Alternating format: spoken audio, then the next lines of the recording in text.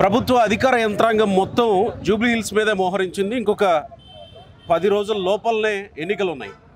MLA Veeresham గారు నల్గొండ నుంచి వచ్చి జూబ్లీ హిల్స్లో రెహమత్ నగర్లో ప్రచారం చేస్తూ ఉన్నారు, కార్యకర్తలను సమాయత్తం చేస్తూ ఉన్నారు. వీరేశం గారు నమస్తే అండి. నమస్తే. ఇప్పటివరకు ప్రచారం మీ మంత్రులు, ఎమ్మెల్యేలు, ఇక్కడ లోకల్ వాళ్ళు అందరూ తిరిగేశారు, మీరు వచ్చి తిరుగుతూ ఉన్నారు. ఇప్పటివరకు తిరిగినంతలో మీకేమనిపిస్తుంది? విజయావకాశాలు దగ్గరగా ఉన్నాయా, ఇంకా ఏమన్నా శ్రమించాల్సి ఉందా? అయితే జూబ్లీ హిల్స్ న్యాచురల్గానే ఇక్కడ ఉన్నటువంటి రెహమత్ నగర్ అంతా కూడా కాంగ్రెస్ బెల్ట్. విజయర్ గారు ఉన్నప్పుడు ఈ ప్రాంతంలో మొత్తము అందరికి పేదవాళ్లకు ఇండ్లు గుడిసెలు ఇప్పించి, వాళ్ళకు ఆ గుడిసెల స్థానంలో ఇండ్లు ఇప్పించి, వాళ్ళకు పట్టాలు ఇప్పించేసి ఈ ప్రాంత వాసుల కోసం నిలబడ్డది, కలబడ్డది, కొట్లాడింది, ఈ ప్రాంతాన్ని డెవలప్ చేసింది కాంగ్రెస్ పార్టీ. కాబట్టి ఇక్కడ మొత్తం కాంగ్రెస్ వాతావరణమే కనిపిస్తుంది తప్ప. మరి మీరన్నా అదే పీజేఆర్ కొడుకు కాంగ్రెస్లో లేడు కదా, నా కాంగ్రెస్ ఎట్లా గెలుస్తుందో చూస్తా అంటున్నాడు కదా, బీఆర్ఎస్లో ఉన్నాడు కదా. అంటే పీజేఆర్ చనిపోయేంత వరకు కాంగ్రెస్ పార్టీ ఉన్నాడు కాబట్టి పీజేఆర్ కాంగ్రెస్ పార్టీ చేసిన దాన్ని చూస్తారు తప్ప పీజేఆర్ కొడుకు ఒకటంటే, పీజేఆర్ మనవడు ఒకటంటే దీన్ని ఈ ప్రాంత ప్రజలు పట్టించుకునే పరిస్థితులు లేరు. ఓకే, గడిచిన 10 సంవత్సరాల బీఆర్ఎస్ పాలనలో కూడా ఒక డబుల్ బెడ్రూమ్ ఇల్లు ఇవ్వలేదు, డెవలప్మెంట్ లేదు, ఈ కాలనీలను పట్టించుకోలేదు, ఈ ప్రాంతంలో ఇళ్ళ పట్టాలు ఇవ్వలేదు, ఇట్లా అనేక సమస్యలు పేర్కొని పోయి, రేషన్ కార్డులు ఇవ్వలేదు, అనేక సమస్యలు పేర్కొని పోయి ఉన్నాయి. కాబట్టి ఈ ప్రభుత్వం వచ్చిన తర్వాత రేషన్ కార్డు ఇచ్చింది, సన్నబియ్యం ఇచ్చింది. ఈ గోపీనాథ్ చనిపోయిన తర్వాత ఇప్పటి వరకు 200 కోట్లతోని డ్రైనేజ్ వ్యవస్థ కానీ ఇక్కడ డెవలప్మెంట్ యాక్టివిటీసు పూర్తి చేయడం జరిగింది. ప్రజలకు కూడా ఒక విశ్వాసం వచ్చింది. గడిచిన 10 సంవత్సరాల్లో ఈ ప్రాంతాన్ని పట్టించుకోని వాళ్ళు, ఈ ప్రాంతాన్ని అభివృద్ధి చేయని వాళ్ళు ఇప్పుడు అధికారం ఉన్నప్పుడే చేయలేదు, ఇప్పుడు ఎట్లా చేస్తారు? అధికారం ఉన్నప్పుడే మమ్మల్ని పట్టించుకోలేదు, ఈనాడే ఎట్లా పట్టించుకుంటారు? మరి మీరు కాంగ్రెస్ ప్రభుత్వం అధికారంలో ఉండి ఇన్ని పనులు చేస్తే ఈజీగా గెలిచేసేయాలి కదా. మీరు మొత్తం మంత్రులు, ఎమ్మెల్యేలు అందరూ వచ్చి ఇక్కడ మోహరించాల్సిన అవసరం ఏముంది? మొత్తం మంత్రులు, మొత్తం ఎమ్మెల్యేలు రాలే, కొంతమంది మాత్రమే వీళ్ళకు సపోర్టెడ్గా వీళ్ళతో కలిసి పనిచేయడానికి మాత్రం మేము వచ్చి కూడా 2-3 రోజులే అవుతాము. ఓకే, కాబట్టి మొత్తం వ్యవస్థ అనేటువంటిది ఏ ఎన్నికైనా ఈ రాష్ట్రంలో కాన్సన్ట్రేషన్ చేసి, కేంద్రీకరించి, పనిచేసి, కోట్లాది రూపాయలు కుమ్మరించేసి, అసలు చనిపోయిన కాడ ఉప ఎన్నిక లేని ఎటువంటి సిస్టమ్ ఉన్నటువంటి సిస్టాన్ని ధ్వంసం చేసింది కేసీఆర్.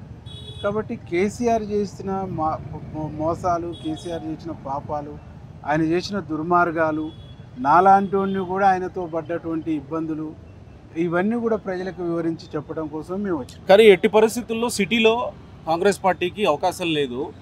బయట రూరల్ ఏరియాలో కాంగ్రెస్ పార్టీ గెలిచింది అన్ని ఎమ్మెల్యే సీట్లు. సిటీలో ఎక్కడ గెలిచిన దాఖలాలు 2023లో జరగలేదు. కానీ ఇప్పుడు బీఆర్ఎస్ సిట్టింగ్ సీట్ని అంతకుముందు టీడీపీలో గెలిచిన వ్యక్తి గోపీనాథ్ తర్వాత బీఆర్ఎస్కి వచ్చాడు. సో కంటిన్యూస్గా ఇది బీఆర్ఎస్ గెలుస్తూ వస్తున్న సీటు. కాంగ్రెస్ పార్టీ గెలుస్తుందన్న ధీమా వచ్చిందా మీకు?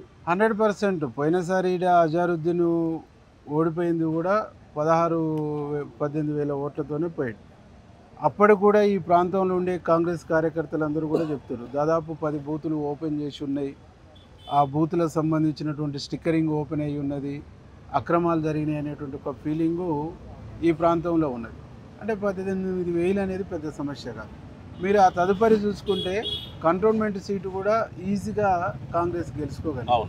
అప్పుడు ఎవరు కూడా ఇంత పెద్ద ఎత్తున ప్రచారంలోకి రాలే, ఎవరు కూడా ఇంత పెద్ద ఎత్తున ఇది కాలే. కాబట్టి అప్పుడు కంటోన్మెంట్ని గెలుచుకున్న ఈ కాంగ్రెస్ బెల్ట్ ఉన్నటువంటి జూబ్లీ హిల్స్ను 100% గెలుచుకుంటుంది అనేటువంటిది మాకు ప్రగాఢమైన నమ్మకం ఉంది. ప్రజల్లో కూడా అదే విశ్వాసం. అంటే ఈ ఏరియాలోనే ఎక్కువగా బీదోళ్ళు ఉండేటువంటి ఇల్లు హైడ్రా అనే పేరుతోటి కూలగొట్టి, మళ్ళీ మేము కూలగొడతాం మాకు ఓటేయండి అని కాంగ్రెస్ వాళ్ళు వచ్చి అడుగుతుంటే ఓట్లేస్తారా జనాలు? హైడ్రా అనేటువంటిది మూసీ కెనాల్ మొత్తం సిటీ మొత్తంలో లేదు. మూసీ మాత్రం కదా, చెరువుల్లో కూడా కొట్టేశారు కదా. పక్కనే చెరువు ఉంది, మీరు తిరుగుతున్న ఏరియాకి పక్కనే చెరువు ఉంది. అంటే ప్రజలు చెరువు కావాలని కోరుకుంటారు, డ్రైనేజ్ ఫ్రీగా ఉండి మా కాలనీలకు నీళ్లు రావద్దని కోరుకుంటారు. కాబట్టి ప్రజల కోరిక మేరకు, ప్రజల మనోభావాల మేరకే మేము చేస్తున్నాం తప్ప ప్రజల్ని బుల్లోజ్ చేయాలని, ప్రజల్ని ఇది చేయాలని బీఆర్ఎస్ అస్త్రం అయింది కదా ఇప్పుడు. బీఆర్ఎస్ హయాంలోనే చెరువులు కబ్జా అయినాయి, ప్రభుత్వ భూములను గుంజుకున్నారు, కమ్యూనిటీలకు ఇచ్చినటువంటి భూములను గుంజుకున్నారు, ప్రభుత్వ సంపద అంతా కూడా దోసుకున్నారు. కానీ పేదవాడికి పెట్టినటువంటి ప్రభుత్వం అది కాదు. పేదవాడి మేలు కోరి, పేదవాడి క్షేమం కోరి, పేదవాడు ఇప్పుడు ఇక్కడ కాలనీలో ఇల్లు కట్టుకున్నారు. ఈ ఇళ్లలో వర్షం వచ్చిందంటే వాళ్ళ ఇళ్లకు నీళ్లు రావద్దు, వాళ్ళ ఇల్లు మునిగిపోవద్దు అనేటువంటి కాన్సెప్టు కాంగ్రెస్ పార్టీ. చెరువులు కుంటలు కూడా ఆ పక్కనున్న 2 ఎకరాల భూమి కొని వెంచర్ చేస్తున్న ఆయన 4 ఎకరాల చెరువు భూమిని కూడా కబ్జా చేశారు. అట్లాంటి కబ్జా కోరుల్ని ఇడిపించేటువంటి ఒక ప్రయత్నం, అట్లాంటి కబ్జాకోర్లు పెద్ద పెద్ద అపార్ట్మెంట్లు కట్టే వాళ్ళు వేరు, పేదవాళ్ళ ఇల్లు కూడా కూలగొట్టారు కదా, అదంతా చూసారు కదా హైదరాబాద్ సిటీ మొత్తం.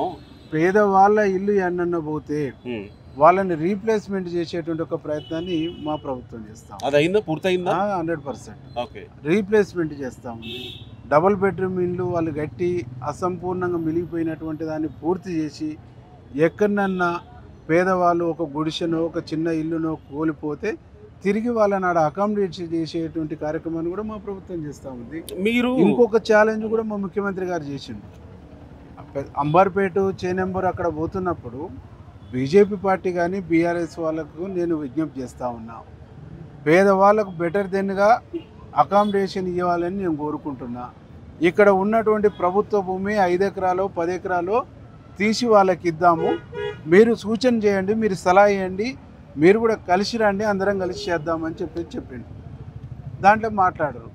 కేవలం రేవంత్ రెడ్డిని బదనం చేయాలి, కేవలం ప్రభుత్వాన్ని బదనం చేయాలి, ఆ బదనం చేసి ఓట్లు దండుకోవాలనేటువంటి కార్యక్రమం తప్ప హైదరాబాదును బాగు చేయాలనో, హైదరాబాదును మంచి చేయాలనో, హైదరాబాద్కు మేలు చేయాలనో, హైదరాబాదులో ఉన్న పేదవాళ్ళను ఆదుకోవాలనో, హైదరాబాద్లో పేదవాళ్ళ ఇల్లు మునిగిపోకుండా చూడాలనో, హైదరాబాద్లో ఉండే పేదవాళ్ళకు మురికి వాసన లేకుండా చేయాలనే ఆలోచన వాళ్ళకి లేదు. మీరు మొత్తం అంతా యంత్రాంగం మోహరించారు ఇక్కడ నాయకులు కూడా, కానీ ఒక రౌడీని గెలిపించడానికా అని సుధీర్ రెడ్డి అడుగుతున్నాడు. ఇదే సిటీకి సంబంధించిన ఎవరు రౌడీ? మీ అభ్యర్థి కాంగ్రెస్ పార్టీ నవీన్ యాదవ్ రౌడీ అంటున్నారు, ఆయనతో పాటు ఉన్న వాళ్ళు రౌడీలు అని అంటున్నాడు కదా. నవీన్ యాదవ్ వాళ్ళ నాన్న శ్రీశైలం యాదవ్ రౌడీ. మరి ఆ రౌడీకి కేసీఆర్ కండు ఎందుకు కప్పి టీఆర్ఎస్ని ఎందుకు తిప్పుకుండు? ఆయనతోని ప్రచార రథాన్ని ఎందుకు కొనిచ్చుకుండు? ఆ రౌడీతోని డబ్బులు ఎందుకు తీసుకుండు? నీకు డబ్బులు ఇచ్చినప్పుడు, నీ పార్టీలో పనిచేసినప్పుడు, నీకు ప్రచారం చేసినప్పుడు, నీకు ప్రచార రథం కొనిచ్చినప్పుడు రౌడీగాడు. ఆయన నీకు సమానంగా పోటీకి వస్తున్నప్పుడు మాత్రమే రౌడీ అవుతాడు. అంటే నువ్వు చేస్తేనేమో మంచి, ఇతరులు చేస్తేనేమో చెడు అనేటువంటి ధోరణి కరెక్ట్ ధోరణి కాదు. ఆయన ఒక ఇంజనీరింగ్ చదువుకున్నటువంటి విద్యార్థి నవీన్ యాదవ్, చదువుకున్నటువంటి వాడు, సంస్కారం ఉన్నటువంటి వాడు. అదే వాళ్ళ గోపీనాథ్ చనిపోయింది, ఆయన గురించి మాట్లాడకూడదు, కానీ ఏ బస్తీలో ఏ కాలనీలో ఎంతమందిని బాధ పెట్టిండు, ఎంతమందిని హింస పెట్టిండు, ఎంతమందిని జైల్లో పెట్టిండు. మా కాంగ్రెస్ పార్టీ కాదు, సొంత పార్టీ వాళ్ళనే జైళ్ళల్లో పెట్టి, హింసలు పెట్టి, కేసులు పెట్టినటువంటి చరిత్ర వాళ్ళది. మరి 3 సార్లు వరుసగా ఎట్లా గెలిచాడు? 3 సార్లు వరుసగా గెలిచిందంటే రకరకాల మాయ చేసి రకరకాల పద్ధతుల్లో గెలిచిరు తప్ప ప్రజలు స్వచ్ఛందంగా ఏనాడు కూడా ఆయనను కావాలని కోరుకోలేదు. మీరు ఈరోజు అజారుద్దీన్కి మంత్రి పదవి ఇచ్చి ఆయనతో ప్రమాణ స్వీకారం చేయిస్తే, ఆయన సొంతంగా గెలవలేని వ్యక్తి ఆయనకి మంత్రి పదవి ఇచ్చినంత మాత్రాన గెలుస్తాడు గెలిపిస్తాడని మహమ్మద్ అలీ ఏడ సొంతంగా గెలిచిండని మంత్రి పదవి ఇచ్చిండ్రు.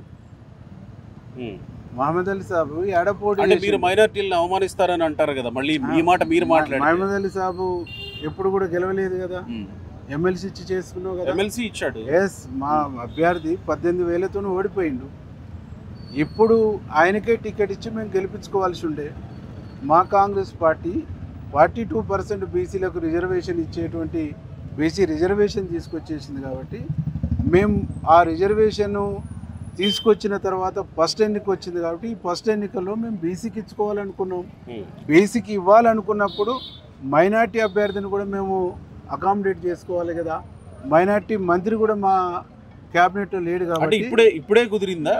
ఇప్పుడు కాదు, ఎన్నికల కంటే ముందే ఆయనకు ఎమ్మెల్సీ ఇచ్చినాం.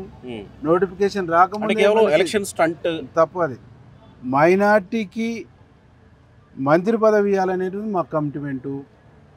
మైనార్టీని క్యాబినెట్లో ఉంచాలనుకోవడం మా పార్టీ కమిట్మెంటు.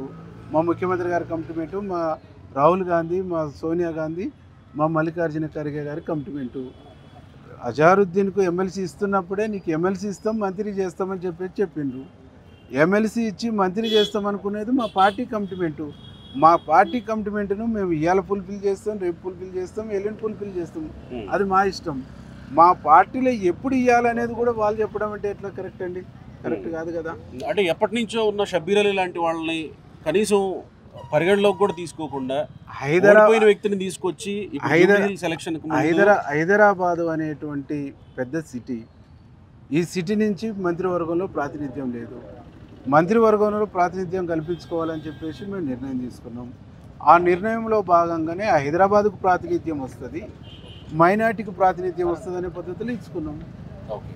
ఇప్పుడు నేను మొదట ప్రస్తావించినట్టుగా సిట్టింగ్ సీటు బీఆర్ఎస్, గోపీనాథ్ వాళ్ళ వైఫ్ కంటెస్ట్ చేస్తున్నారు, సెంటిమెంట్ ఉంటుంది. గతంలో గోపీనాథ్ చేసిన పనులు ఎంతో కొంత ఉంటాయి, అభివృద్ధి పనులు. సాయన చచ్చిపోయిండు, సాయన బిడ్డ పోటీ చేసింది, సెంటిమెంట్ పనిచేసిందా? ప్రజలు అభివృద్ధి కావాలనుకుంటారు, ప్రజలు సంక్షేమం కావాలనుకుంటారు, ప్రజలు మంచి జరగాలనుకుంటారు. ఈ రాష్ట్రంలో మంచి చేయడానికి దుర్మార్గమైనటువంటి పరిపాలనని, ఒక నియంత్ర పరిపాలనని అంతమోదించి దాన్ని కూల్చేసి దాని స్థానంలో ప్రజాప్రభుత్వాన్ని, ఒక ప్రజాస్వామిక ప్రభుత్వాన్ని, ప్రజాపాలనని తెచ్చుకుంది ప్రజలు. ఆ ప్రజాపాలన ఫలాలు అందాలంటే ప్రభుత్వానికి మాకు కోఆర్డినేషన్ చేసే కాంగ్రెస్ పార్టీ ఎమ్మెల్యే అభ్యర్థి అయితేనే సాధ్యమైంది అనేటువంటిది ప్రజలు విశ్వసిస్తారు, నమ్ముతారు. కాబట్టి ఖచ్చితంగా ఈ ప్రాంతంలో నవీన్ యాదవ్ని గెలిపిస్తారు. అంటే చాలా ఈక్వేషన్స్ ఉన్నాయి ఇక్కడ తెలంగాణ వ్యాప్తంగా. అంటే రూరల్ తెలంగాణలో ఒక రకమైన ఈక్వేషన్స్ ఉంటాయి, సిటీలో ఇంకో రకమైన ఈక్వేషన్స్. జూబ్లీ హిల్స్ ప్రధానమైనటువంటిది, ఇక్కడ ఒక మినీ ఇండియా లాంటిది ఈ కాన్స్టిట్యున్సీ. సో చాలా ఈక్వేషన్స్ పనిచేస్తాయి ఇక్కడ. కేవలం ఒక అభివృద్ధి మాత్రమే, అభివృద్ధి చూసి జనాలు ఓటేస్తారా అని అంటే కాదు. కులాలు, మతాలు, అన్ని ఆస్పెక్ట్స్లో జూబ్లీ హిల్స్ ఎలక్షన్స్ జరగబోతున్నాయి. అన్ని ఎలక్షన్స్లో నవీన్ యాదవ్ ఫిట్ అవుతాడు అనుకుంటున్నారు. ఎస్, ఇలా అన్ని కులాలు, అన్ని మతాలు కూడా నవీన్ యాదవ్ వైపు చూస్తూ ఉన్నాయి. ఇలా వడ్డేరి సామాజిక వర్గం ఉంది, మన బీసీ బిడ్డకి టికెట్ వచ్చిందంట. యాదవ సామాజిక వర్గం మా కుటుంబ సభ్యునికి టికెట్ వచ్చింది అనుకుంటా. గౌడ సామాజిక వర్గం కాంగ్రెస్ పార్టీ 42% బీసీలకు రిజర్వేషన్లు అన్నది అన్న వెనువెంటనే ఇలా ఒక బీసీ బిడ్డకు టికెట్ ఇచ్చింది. కాబట్టి వడ్డేరైనా, గౌడైనా, యాదవ్ అయినా, ముదిరాజ్ అయినా, అట్లాగే కమ్మరైనా, కుమ్మరైనా, నాయి బ్రాహ్మణైనా, వీళ్ళందరూ కూడా బీసీ వర్గాలు, అన్ని వర్గాలు కూడా ఇలా పద్మశాలీలైనా, బెస్తవాళ్ళైనా అన్ని వర్గాలు కూడా ఇలా బీసీ బిడ్డని గెలిపించుకోవాలి, బీసీ వాదాన్ని బతికించుకోవాలి, బీసీ వాదాన్ని కాపాడుకోవాలనేటువంటి ఒక కమిట్మెంట్తో ఉన్నది. దాంతోపాటుగా ఈ వర్గాల గురించి, ఈ కులాల గురించి రాహుల్ గాంధీ గారు కాశ్మీర్ నుంచి కన్యాకుమారి వరకు పాదయాత్ర చేస్తున్నటువంటి క్రమంలో ఏ కులంలో జనాభా వారి యొక్క ఆర్థిక స్థితిగతుల్ని అధ్యయనం చేసి వారికి న్యాయం చేయాలనేటువంటి ఒక కాన్సెప్టు ఈరోజు ఒక సామాజిక కోణాన్ని ఆవిష్కరించేటువంటి పద్ధతిలో రాహుల్ గాంధీ గారు మాట్లాడిండ్రు. ఈ వర్గాల యొక్క స్థితిగతుల గురించి మాట్లాడినటువంటి నాయకులు లేడు. ఈ వర్గాల స్థితిగతుల గురించి మాట్లాడినటువంటి ఏకైక నాయకుడు ఈ దేశంలో రాహుల్ గాంధీ గారు. ఆ రాహుల్ గాంధీ గారు అన్న మాట ప్రకారం ఈ రాష్ట్రంలో రేవంత్ రెడ్డి గారు 42% రిజర్వేషన్. రాష్ట్రంలో రాజకీయం వేరే ఉంటుంది. హైదరాబాదు రాష్ట్రంలో భాగమే వేరేగా ఉంటుంది. ఎందుకంటే ఈ మధ్య కాలంలోనే మీ మంత్రి జూపల్లి కృష్ణారావు తిరుగుతూ ఉన్నప్పుడు జూపల్లి కృష్ణారావుతో ఒక పెద్ద ఆవిడ మాట్లాడింది, మీరు ఇస్తామన్న హామీలు ఏం చేశారు, ఇప్పుడు మళ్ళీ వచ్చి గెలిపించమంటున్నారు, ముందు హామీలు నెరవేర్చారా అని. కోర్స్ ఇదే ప్రజల నుంచి వస్తుంది, దానికి ఆన్సర్ ఇస్తాం. మేము ఇస్తామన్నటువంటి హామీలు అన్నీ కూడా ఇచ్చినాం. 1-2 మిలిగి ఉండే. 1-2 ఎందుకు ఆలస్యం అవుతుందంటే ఈ రాష్ట్రాన్ని 10 సంవత్సరాలు పరిపాలించిన ఆయన 8 లక్షల కోట్ల పైచులకు అప్పు చేసిపోయింది. ఈ అప్పులకు 7,000 కోట్లు ప్రతి నెల వడ్డీలు కడతా ఉన్నాం. అప్పులకు వడ్డీలు కట్టుకుంటూ సంక్షేమాన్ని కూడా ఇంకో భుజస్కంధాలపైన వేసుకొని జాగ్రత్తగా ఈ అప్పులు చేయటమే కాదు, వ్యవస్థలన్నింటినీ కూడా ధ్వంసం చేసిర్రు, సిస్టాన్ని మొత్తం కూడా ధ్వంసం చేసిర్రు. ఈ రాష్ట్రాన్ని ఒక రావణ కాష్టంగా చేసిర్రు. రావణ కాష్టమైనటువంటి రాష్ట్రాన్ని చక్కదిద్దుతూనే ఉచిత బస్సు ఇచ్చినాం, 200 యూనిట్ల కరెంట్ ఇచ్చినాం, 500 గ్యాస్ సిలిండర్ ఇచ్చినాం, సన్న బియ్యం ఇచ్చినాం, రేషన్ కార్డు ఇచ్చినాం, ఇందిరమ్మ ఇండ్లు ఇచ్చినాం. ఒకదాని తర్వాత ఒకటి ఇవన్నీ చేసుకుంటూ వస్తున్నాం. మిగతా సంబంధించినటువంటి స్కీములు కూడా ఆలస్యమైన రేవంత్ రెడ్డి గారు చేస్తారనేటువంటి నమ్మకం ఉంది. ఆలస్యమైన రేవంత్ రెడ్డి గారు కమిట్మెంట్ను ఫుల్ఫిల్ చేస్తారనేటువంటి ఒక విశ్వాసం ఉంది. ఆ విశ్వాసంతోనే ఆయన నా సీట్ మీద కూర్చోబెట్టారు. ఆ నమ్మకంతోనే ఆయన అక్కడికి తీసుకొచ్చారు. ఇవాళ హైదరాబాద్ అనేటువంటిది తెలంగాణ మారుమూల ప్రాంతానికి భిన్నమైంది కాదు. ఈ జూబ్లీహిల్స్ కాన్స్టిట్యున్సీలో ఉన్నటువంటి వాళ్ళు కూడా తెలంగాణ నలుమూలల నుంచి వచ్చేసి ఇక్కడ స్థిరపడ్డటువంటి వాళ్ళు. కాబట్టి మేము వచ్చినప్పుడు మా ప్రాంతం నుంచి వచ్చినటువంటి బిడ్డలు వచ్చారని వాళ్ళ హక్కును చేర్చుకుంటారు. వాళ్ళ కష్టాలు సుఖాలు మాతో చెప్పుకుంటారు. ఈ కష్టాలకు సుఖాలకు పరిష్కార మార్గం ఈ ప్రాంతంలో కాంగ్రెస్ జెండా ఎగిరితేనే పరిష్కార మార్గం దొరుకుద్ది అనేటువంటి ఒక నమ్మకం. ఏం చెప్పుకుంటున్నారు వాళ్ళ కష్టాలు ఏంటి, వాళ్ళ సమస్యలు ఏమి ఉన్నాయి ఈరోజు ఈ 10 సంవత్సరాల్లో ఆనాడు ఇందిరమ్మ ప్రభుత్వం, రాజశేఖర రెడ్డి ప్రభుత్వం ఇచ్చిన ఇందిరమ్మ ఇల్లు తప్ప ఒక ఇందిరమ్మ ఇల్లు వచ్చినటువంటి దాఖలాలు లేవు. ఒక్కటి కూడా ఇందిరమ్మ ఇల్లు వచ్చినటువంటి దాఖలాలు లేవు. ఇవాళ రేవంత్ రెడ్డి గారు ఊర్లలో ఇందిరమ్మ ఇల్లు ఇచ్చారు, నెక్స్ట్ మాకు కూడా ఇస్తారనేటువంటి ఒక నమ్మకం వాళ్ళకి తెలియదు. ఇవాళ రేషన్ కార్డులు ఇచ్చారు. రోజు కూలి పోతున్నటువంటి వాళ్ళు 40 రూపాయలు 50 రూపాయలు పెట్టి రేషన్ బియ్యం కొనుక్కొచ్చుకోవాలి. ఇంకా మిగిలిన సమస్యలు ఏం తెస్తున్నారు మీ దృష్టికి? వాళ్ళకు డ్రైనేజ్ వ్యవస్థ ఒకటి బాగలేదు, రోడ్లు ఒకటి బాగలేదు. ఇట్లా ఇంకా ఇంటర్నల్ సంబంధించినటువంటి రోడ్ల సమస్య, డ్రైనేజ్ సమస్య, ఇండ్ల సమస్య, ఇవన్నీ వాళ్ళు మా నోటీస్కి తీసుకొస్తారు. అవన్నీ కూడా పరిష్కారం అవుతుందనే ఒక విశ్వాస నమ్మకం కూడా వాళ్ళకు ఉన్నది. నెక్స్ట్ తెలంగాణ వ్యాప్తంగా జరగబోయే స్థానిక ఎన్నికల్లో కూడా కాంగ్రెస్ పార్టీకి ఇంతే పాజిటివ్ అవకాశాలు ఉంటాయి. వన్ సైడ్ ఉంటుందన్న. ఇప్పుడు వాళ్ళని అధికారంలో ఉన్నారు, వాళ్ళని ఏం చూసి ఓటేస్తారు? బిడ్డలు ఇక్కడ దందా, అన్న ఈ ఫార్ములా రేసింగ్ దందా, తండ్రి అల్లుడు కాళేశ్వరం దందా.